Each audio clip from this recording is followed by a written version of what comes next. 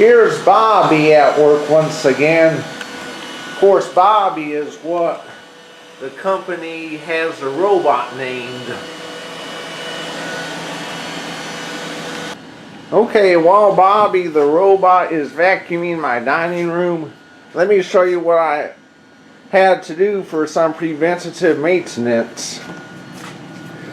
See these door stops right there? I screwed these door stops in my floor in front of the heater to keep the robot from pushing the heater around like it was. And some of your other lightweight stuff like your TV trays may have to set them up somewhere, or else the robot will push them around like crazy and will get, really confused.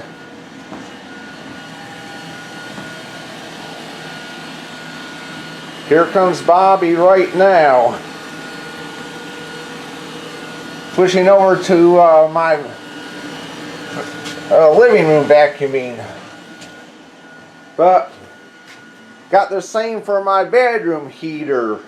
My bedroom infrared heater, these door stops that go around it. I use these heaters all the time. My central heating and AC unit's outdoors. You can see there's snow outside today, but also my central heating and air conditioning outside is busted, and it has been for years. I can't afford to replace it, so for my heating in the winter, all I have is these infrared heaters in each room. Put door stops around, each heater.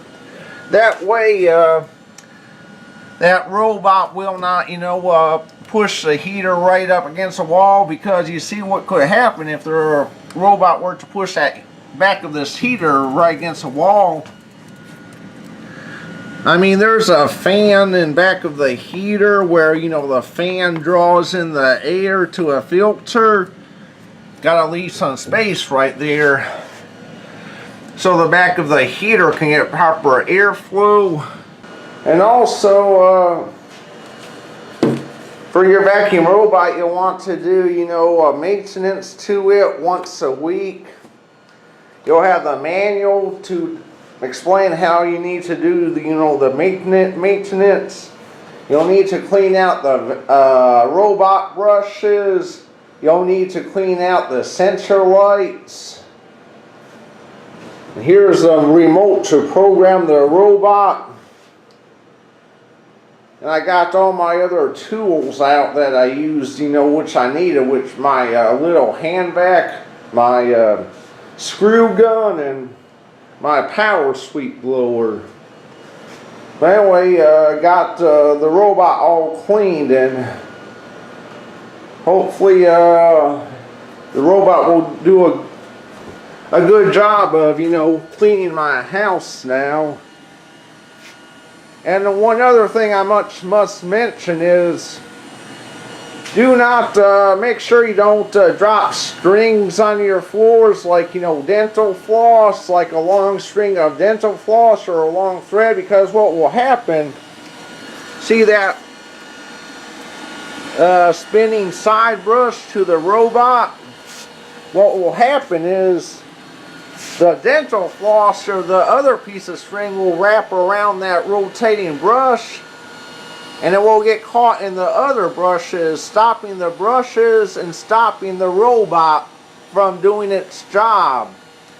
So anyway, there's another piece of advice you may want to keep in mind if you ever want to buy the Bobby or other robot with the spinning brush. The spinning brush is very, very useful, increases the efficiency of the robot, but gotta be careful not to let it get caught onto very long strings of dental floss or the equivalent, or else it will stop the robot. Anyway, if you end up buying this robot, enjoy. I've enjoyed it so far, and maybe you will too. Saves me the hassle of getting out my loud, stupid upright vacuum, which is extremely loud.